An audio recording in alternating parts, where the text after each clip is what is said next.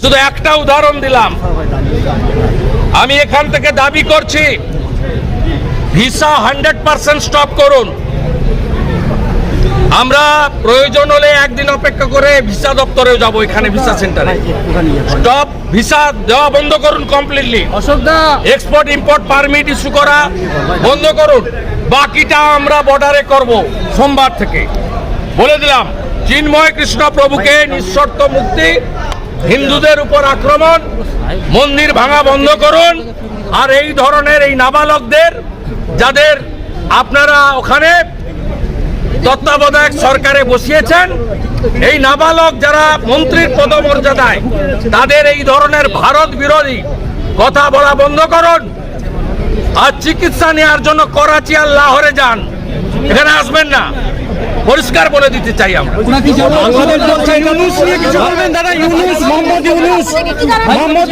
উনি ওনাদের দিল্লির দূতাবাসে রাষ্ট্রদূতকে জানাবেন প্রোটোকল মেনে।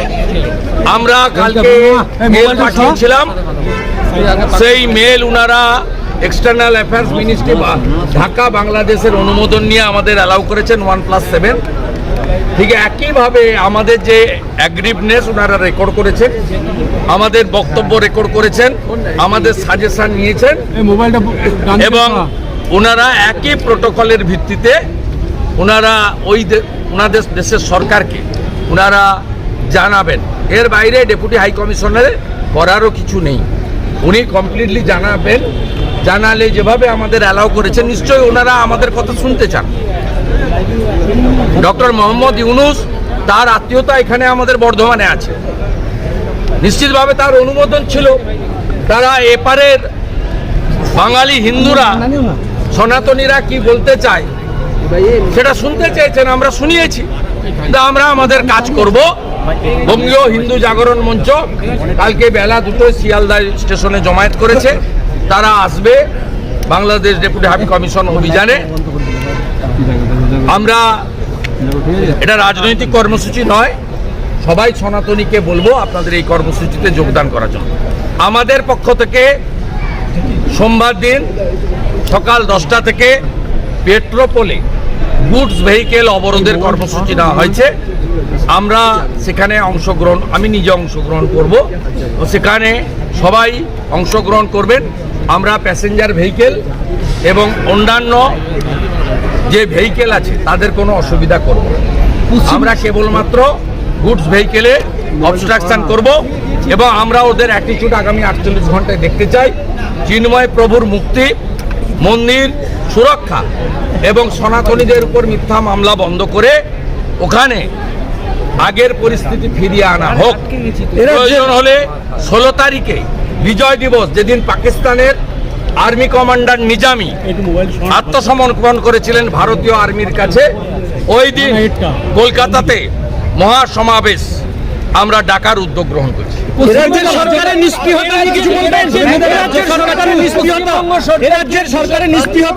পশ্চিমবঙ্গ সরকার এখানে 6টা ব্যারিকেড লাগিয়েছে বিজেপির 8টা এমএলএ-কে আটকানোর জন্য। 6টা ব্যারিকেড, 1000 পুলিশ, 8 জন আইপিএস। ডক্টর ইউনুস যাদের উপর ভর করে এসব করছেন তারা যা, আর মমতা ব্যানার্জি এখানে যাদেরকে লালিত পালিত করে রেখেছেন তারা একই। আজকে বিধানসভায় সংবিধান দিবসের দ্বিতীয় দিনে সিদ্দিকুল্লাহ চৌধুরীর বক্তব্য যদি কেউ শুনে থাকেন তাহলে বুঝতে পারবেন যে মমতা বন্দ্যোপাধ্যায় কোন শক্তিকে নিয়ে তিনি পশ্চিমবঙ্গ চালাচ্ছেন। এই শক্তি কখনো সনাতনীদের উপর আক্রমণ, হিন্দুদের উপর আক্রমণ, নমশূদ্র মতুয়া রাজবংশীদের, জনজাতিদের উপর আক্রমণ প্রোটেকশন দেবে না।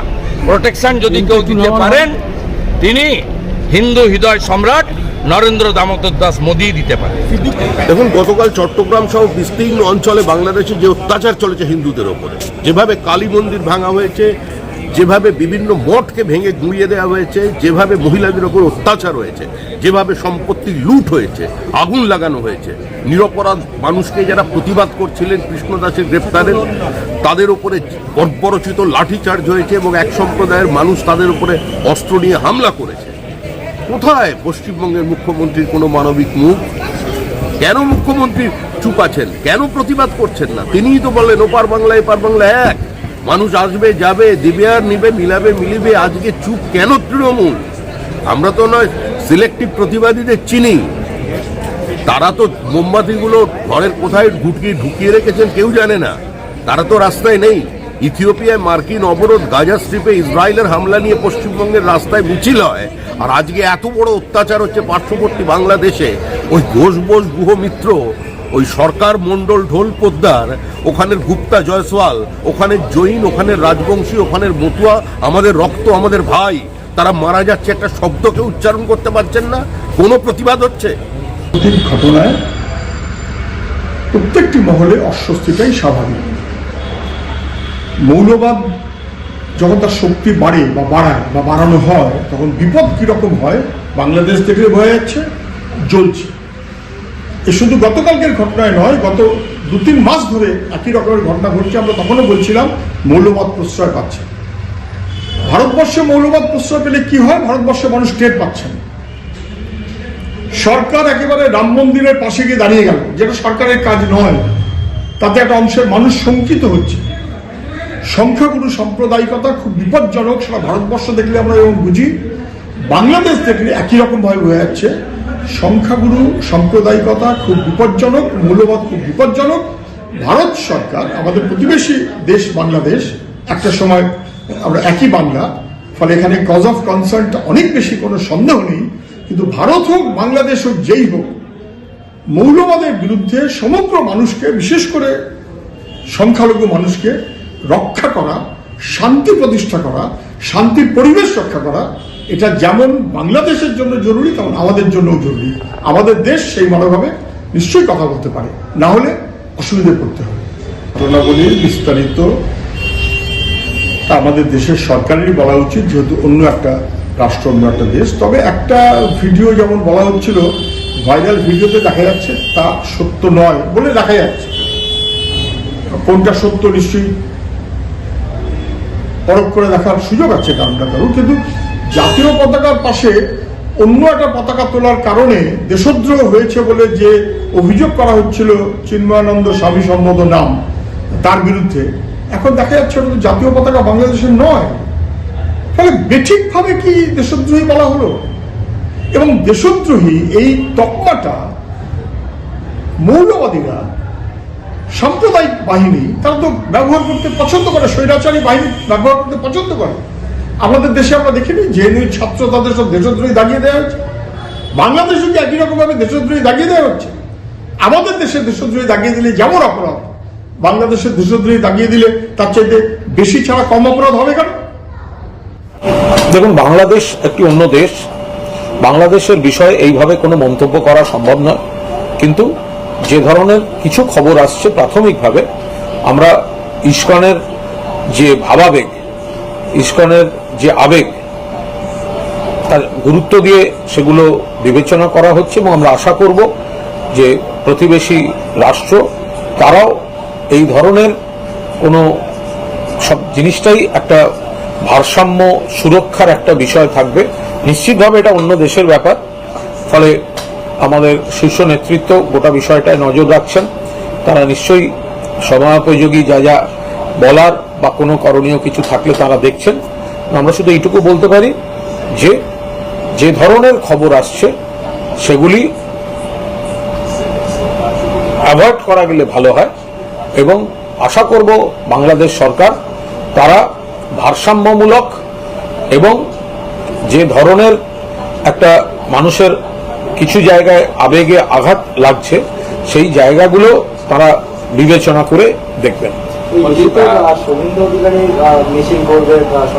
দেখুন, এগুলো বিজেপি তো ধর্মের রাজনীতি করে, ওরা তো রুটি কাপড় মাখানের রাজনীতি করে না, ওরা যেখানেই ছুতো পায় ধর্মের রাজনীতি করে।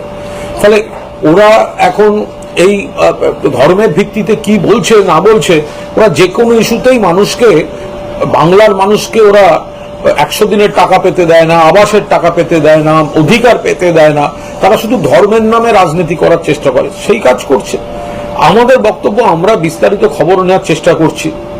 আমরাও নিশ্চিতভাবে চাই না যে কোথাও বাংলাদেশে সংখ্যা লঘু যারা আছেন তাদের কোনো সমস্যা তৈরি হোক, আমরা কখনোই চাই না। কিন্তু বিজেপি যে ধর্মের ভিত্তিতে রাজনীতি করে, তৃণমূল কংগ্রেস তো সেই ধর্মের ভিত্তিতে রাজনীতি করে না।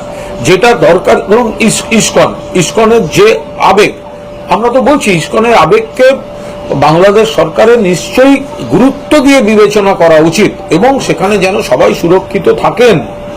কিন্তু তাই বলে আমরা এমন কোনো কাজ করব না যাতে এখানে মানুষের একটা ধর্মের ভিত্তিতে একটা ভেদাভেদের একটা সুযোগ বিজেপি সঙ্গে সঙ্গে করে নিয়ে চলো হিন্দু মুসলমান খ্রিস্টান নেমে পড়ি, এগুলো কোনো দায়িত্বশীল দলের কাজ হতে পারে না।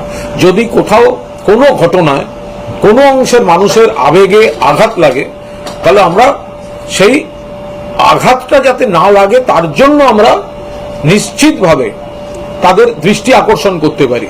কিন্তু সেইটাকে কাজে লাগিয়ে ধর্মীয় রাজনীতি করা, ধর্মের নামে রাজনীতি করা, আমরা তার বিরুদ্ধে।